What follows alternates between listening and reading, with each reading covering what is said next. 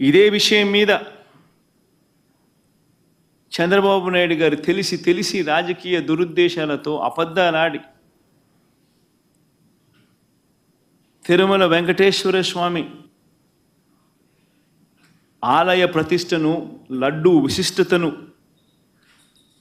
ఏ రకంగా తాను దిగజారుస్తూ అబద్ధాలతో అపవిత్రం చేస్తూ తాను ఏ రకంగా అయితే అడుగులు ముందుకు వేశాడో వాటికి సంబంధించిన అంశాల మీద కోర్టు కూడా మొటిక్కాయలు వేయాలి, ప్రధానమంత్రి కూడా చంద్రబాబు నాయుడు గారికి మొటిక్కాయలు వేయాలి అని మేము ప్రధానమంత్రి గారికి లేఖ రాశాం. కోర్టును సైతం ఆశ్రయించాం, సుప్రీంకోర్టును సైతం. సుప్రీంకోర్టు సైతం ఈ కేసు తాము వినేటప్పుడు వాళ్ళు జడ్జులుగా వాళ్ళు చేసిన బెంచ్ మీద వాళ్ళు చేసిన అబ్జర్వేషన్స్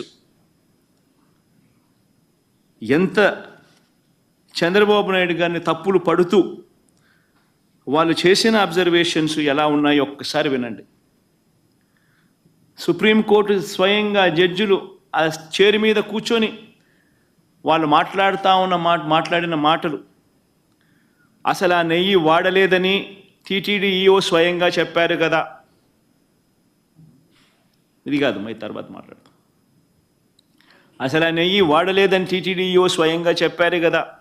అలాంటప్పుడు ఆ లడ్డూ ప్రసాదంలో జంతువు కొవ్వు ఉందని ముఖ్యమంత్రి ఎలా చెబుతారు? ఇవన్నీ ఈ పేపర్లలో, నేషనల్ మీడియాలో అన్నింటిలోనూ రిపోర్ట్ అయ్యాయి. ఈ అబ్జర్వేషన్స్ అన్నీ కూడా టీటీడీ చేసిన అబ్జర్వేషన్స్. ఎకనామిక్ టైమ్స్ దగ్గర నుంచి, హిందూ దగ్గర నుంచి, బిజినెస్ స్టాండర్డ్ దగ్గర నుంచి, national TV channels, NDTV, India today దగ్గర నుంచి, times of India, times now దగ్గర నుంచి ప్రతి ఛానల్లోనూ రిపోర్ట్ అయినవి అబ్జర్వేషన్స్. అయినా ఒకసారి మళ్ళీ గుర్తు చేయడం కోసం అని చెప్పి నేను మళ్ళీ చెప్తా ఉన్నా. అసలు నెయ్యి వాడనే లేదని టీటీడీ ఈఓ స్వయంగా చెప్పారు కదా. అలాంటప్పుడు లడ్డూ ప్రసాదంలో జంతు కొవ్వు ఉందని ముఖ్యమంత్రి ఎలా చెబుతారు? ఆధారాలు లేకపోయినా రాజ్యాంగ పదవిలో ఉన్న సీఎం మీడియా ముందు అలా ఎలా మాట్లాడతారు? ఒకవైపు విచారణ జరుగుతూ ఉండగా ఆ వాక్యాలతో సిట్ దర్యాప్తు ప్రభావితం కాదా? తమ నివేదిక తప్పు కూడా కావచ్చు అని స్వయంగా ఎన్డీడీబీ రిపోర్ట్లోనే రాశారు కదా. ఎన్డీడీబీ నివేదికపై సెకండ్ ఒపీనియన్ ఎందుకు తీసుకోలేదు? అదొకటే కాదు కదా, దేశంలో ఎన్నో ల్యాబ్లు ఉన్నాయి కదా. ముఖ్యమంత్రి ప్రకటనకు పూర్తి విరుద్ధంగా ఈఓ ప్రకటన ఉంది. కల్తీ నెయ్యి విషయంలో టీటీడీ వైఖరి చాలా స్పష్టంగా ఉంది. సీఎం చేసిన ప్రకటనలకు ఎలాంటి ఆధారాలు లేవు. దర్యాప్తుకు ఆదేశించినప్పుడు పదాల గారడి ఎంత మాత్రం అవసరం లేదు. ఎన్డీడీబీ నివేదిక జూలైలో వస్తే దానిపై ముఖ్యమంత్రి సెప్టెంబర్లో ఎందుకు మాట్లాడినట్టు? జూలైలో నివేదిక వస్తే అప్పుడే ఎందుకు మాట్లాడలేదు? పైగా లడ్డూ తయారీలో వాడే నెయ్యిలో జంతువుల కొవ్వు కలిపారంటూ ముఖ్యమంత్రి ప్రకటన చేశారు. అసలు ఆ ప్రకటన చేయడానికి ముఖ్యమంత్రి వద్ద ఉన్న ఆధారాలు ఏమిటి? ఆ లడ్డూను పరీక్ష కోసం సెకండ్ ఒపీనియన్లో భాగంగా వేరే ల్యాబ్కు ఎందుకు పంపలేదు? మీడియాతో మాట్లాడడానికి ముందు లడ్డూలను పరీక్షించడం సరైందని సీఎం భావించలేదా? అసలు బహిరంగ ప్రకటన ఎందుకు చేయాలి? బాధ్యతాయుతమైన పదవిలో ఉన్నవారు అలాంటి ప్రకటనలు చేయొచ్చా? దానివల్ల సిట్ దర్యాప్తు ప్రభావితం కాదా? అది కోట్ల మంది ప్రజల మనోభావాలు దెబ్బతీస్తుందని తెలియదా? లడ్డూల తయారీలో కల్తీ నెయ్యి వాడాలనడానికి ఎలాంటి ప్రాథమిక ఆధారాలు లేవు కదా అని ఏకంగా సుప్రీంకోర్టు అబ్జర్వేషన్స్ పాస్ చేస్తూ 30వ తారీఖున జడ్జిమెంట్ కూడా ఇచ్చారు. ఆ జడ్జిమెంట్ కాపీ ఒకసారి వేయండి అమ్మా. ఆ జడ్జిమెంట్ కాపీలో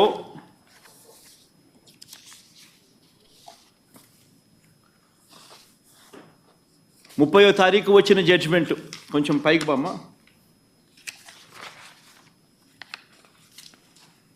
ఇంకా పైకి సుబ్రహ్మణ్యం స్వామి వర్సెస్ స్టేట్ ఆఫ్ ఆంధ్రప్రదేశ్, కొంచెం కిందికి రామ్మా.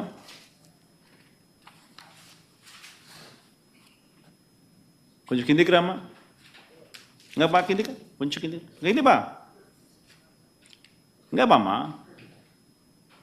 ఇంకా బామ్మా.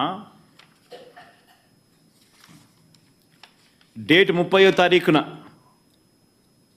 జడ్జిమెంట్. ఈ జడ్జిమెంట్లో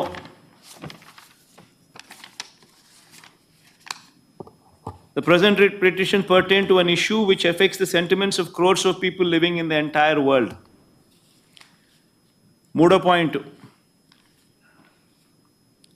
However, some press reports also show that EO of Tirumala Tirupati Devasthanam Trust had made a statement to the contrary that adulterated ghee was never used.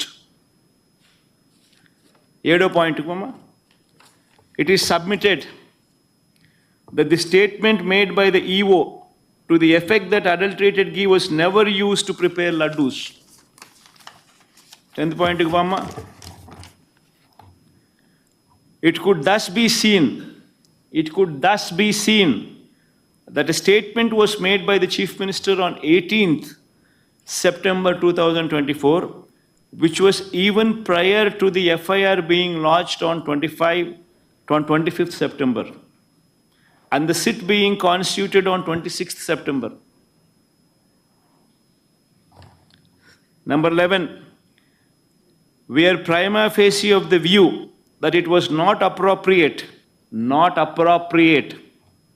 on the part of the high constitutional functionary to go in public to make a statement which can affect the sentiment of crores of people, and when investigation to find out adulterated ghee was used to make laddus was underway.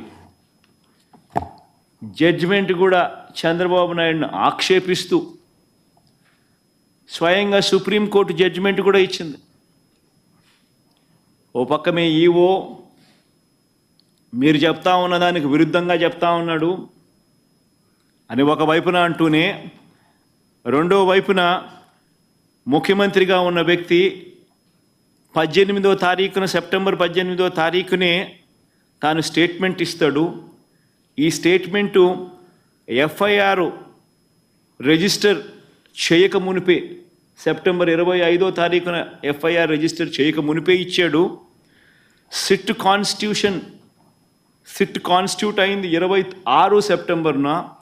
26 September కన్నా ముందు తాను FIR register చేయక మునిపే ఏకంగా ముఖ్యమంత్రి అనే వ్యక్తి September 18వ తారీఖునే తాను స్టేట్మెంట్ ఇచ్చాడు అని కూడా చెప్తా ఉంది. చెబుతూ ప్రైమా ఫేసి ఒక ముఖ్యమంత్రిగా ఉన్న వ్యక్తి ఇట్ ఈస్ నాట్ అప్రోప్రియేట్ అని చెబుతూ ఇలాంటి public statement which can affect కోట్ల మంది భక్తుల సెంటిమెంట్ని ఎఫెక్ట్ చేసే విధంగానూ ఇలాంటి స్టేట్మెంట్లు ఇవ్వడం దారుణమని కూడా చెప్తా ఉంది ఆక్షేపిస్తూ.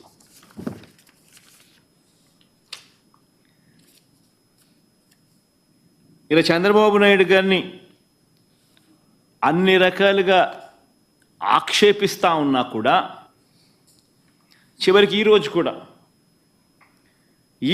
కూడా జంతువుల కొవ్వుతో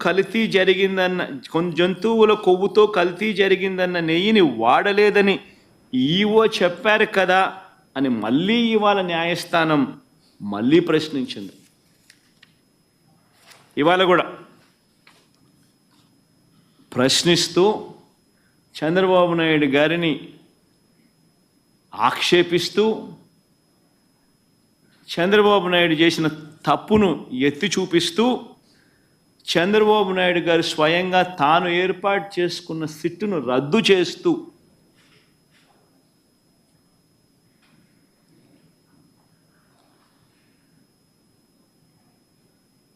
సుప్రీంకోర్టు స్వయంగా సిబిఐ డైరెక్టర్ పర్యవేక్షణలో 2 సిబిఐ అధికారులతోనూ వీరికి రాష్ట్రానికి చెందిన 2 పోలీసు అధికారులు అసిస్ట్ చేస్తారు అని చెబుతూ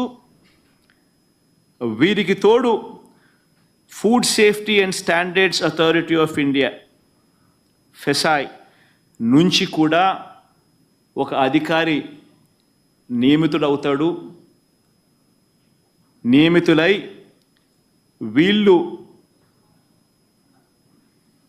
వీళ్ళు లడ్డూకు సంబంధించిన విషయం మీద వీళ్ళు నివేదిక ఇస్తారు అని చెప్పి చెప్పడం జరిగింది. నేను అడుగుతా ఉన్నా, ఇంతగా సుప్రీంకోర్టు ఆక్షేపిస్తే ఇదే పెద్ద మనిషి చంద్రబాబు నాయుడు గారు అనే వ్యక్తికి ఏమాత్రమైనా కూడా దేవుడి మీద భక్తి, భయము ఏమాత్రం ఉన్నా కూడా తప్పు చేసినట్టుగా కనిపిస్తా ఉన్న